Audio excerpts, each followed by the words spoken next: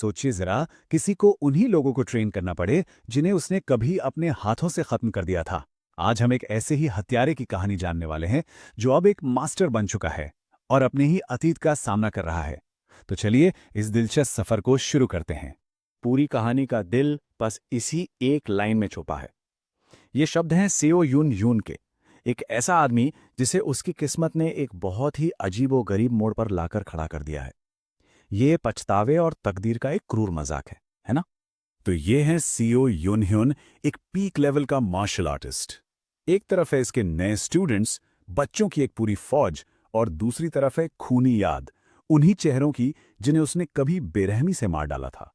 और अब उसे इन्हीं बच्चों को एक हथियार बनाना है। शुरू शुरू में यूनियन के लिए ये बच्चे बच्चे थे ही नहीं, वो तो बस बदला लेने के औजार थे। वो उन्हें इंसानों की तरह नहीं, बल्कि एक ऐसे हथियार की तरह देख रहा था जिसे किसी भी कीमत पर हर हाल में तराशना था। यून का मानना था कि इन बच्चों में पैदाइशी कोई टैलेंट नहीं है, इसलिए नॉर्मल ट्रेनिंग से तो काम बनने वाला था नहीं। उसके हिसाब से पीक तक पहुंचने का सिर्फ एक ही रास्ता था, पागलपन की सारी हदें पार कर जाना। तो उसका तरीका क्या था? बेहद क्रूर। बच्चों को तब तक ट्रेन किया जाता था जब तक वो थककर बेहोश ना हो जाएं। नींद तो समझिए एक सपना थी। हर बच्चे को उसकी स्टाइल के हिसाब से एक हथियार मिला, और जब उनका शरीर जवाब दे देता तो यून ह्यून उन्हें एक्यूपंक्चर और जड़ी बूटियों से फिर से खड़ा कर देता, सिर्फ इसलिए ताकि उन्हें और तोड़ा जा सके। और ये उसके तरीकों का सीधा नतीजा था। ये सिर्फ ट्रेनिंग नहीं थी, ये तो जिस्म और रूह दोनों को तोड़ने की एक प्रक्रिया थी। लेकिन इसी बेरहमी के बीच कुछ ऐसा बदलने वाला था जिसकी किसी ने कल्पना भी नहीं की थी। और यहीं से कहानी में एक बहुत ही अनोखा मोड़ आता है। यू ह्यून के अंदर एक ऐसी एबिलिटी जागती है जो दुनिया को देखने का उसका नजरिया हमेशा के लिए बदल देती है। इस पावर को कहते हैं इंटेंट। अब देखिए, एक पीक लेवल मार्शल आर्टिस्ट के लिए दुनिया नीले, लाल और बैंगनी रंग के धागों से बुनी हुई है। ये धागे दुश्मन की हर चाल और हर इरादे को साफ साफ दिखा देते हैं।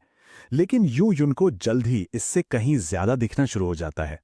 अपने बनाए इस जहन्नुम में उसे एक ऐसा रंग दिखाई देता है जिसकी उसने कभी उम्मीद ही नहीं की थी। हल्का गुलाबी। ये प्यार का इंटेंट था जो उसके दो स्टूडेंट्स मानहो और केहुआ के बीच पनप रहा था। मतलब एक ऐसी फीलिंग जो इस बेरहम माहौल में नामुमकिन सी लगती थी। इसके बाद उसे एक और रंग मिलता है, गहरा लाल। ये नफरत का इंटेंट था। ये वो भावना थी जो बच्चे अपने परिवारों के कातिलों के लिए रखते थे। असल में यही वो आग थी जो उन्हें चला रही थी। और इसी दौरान उसका सामना होता है अपने साथी किम यंग हुन से, जो मार्शल आर्ट को लेकर युन ह्यून की उस ठंडी मशीन जैसी सोच को चैलेंज करता है। और यहाँ एक बहुत ही जरूरी बात सामने आती है। किम यंग हुन उसे सिखाता है कि इमोशंस कोई कमजोरी नहीं है, बल्कि वही तो एक मार्शल आर्टिस्ट का असली सार है। हथियार या तकनीक में जान नहीं होती, जान तो उस इंसान में होती है जो उसे चला रहा है। इस एहसास के बाद यून यून को एक नया रंग दिखता है, सुनहरा। ये खुशी का इंटेंट था। और बस उसी पल उसे ये समझ आ जाता है कि ये बच्चे सिर्फ हथियार नहीं हैं, वो इंसान हैं। लेकिन जैसे ही ह्यूइन अपने स्टूडेंट्स को समझना शुरू करता है, उसे एक भयानक सच का पता चलता है। उनकी इस जबरदस्त तरक्की के पीछे एक बहुत ही काला राज छुपा हुआ था।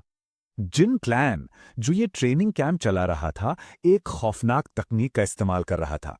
वो लोग बच्चों के टैलेंट को जबरदस्ती जगाने के लिए उनके शरीर में उनके ही मरे हुए रिश्तेदारों की बदला लेने वाली आत्माओं को डाल रहे थे।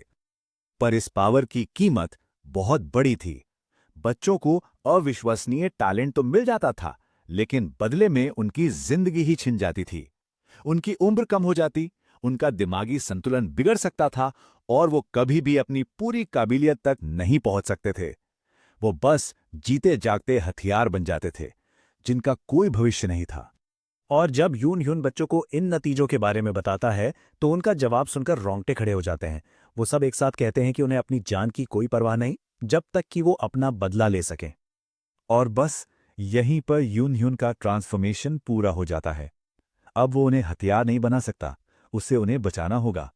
उनके इंटेंट को देखते देखते यून ह्यून ने उनके सारे राज, उन्हें खाने में क्या पसंद है, उनके छिपे हुए दुख, सब कुछ जान लिया था। वो समझ गया था कि ये बच्चे जिंदा हैं और इनकी जान की हिफाजत होनी चाहिए। तो अब जब उसके स्टूडेंट्स पीक मास्टर बन चुके हैं, तब भी यूनहन उन्हें उस मिशन पर भेजने से साफ इनकार कर देता है। वो जानता है कि ये एक सुसाइड मिशन है, मौत का एक तरफा टिकट है जहां से कोई वापस नहीं आता। लेकिन एक स्टूडेंट नोक्योन उसके लिए अपना दुख बर्दाश्त से बाहर हो जाता है। वो अकेले ही बदला लेने के लिए निकल पड़ता है और यहीं से एक आखिरी टकराव की शुरुआत होती है। यहां हमें दो अलग अलग नजरियों का टकराव साफ दिखता है। नोक्योन खुद को बदला लेने का एक औजार मानता है, लेकिन यूनह्योन अब उसे एक जीते जागते इंसान के रूप में देखता है, जिसकी अपनी पसंद नापसंद और अपनी भावनाएं हैं। और ये यून का आखिरी ऐलान है।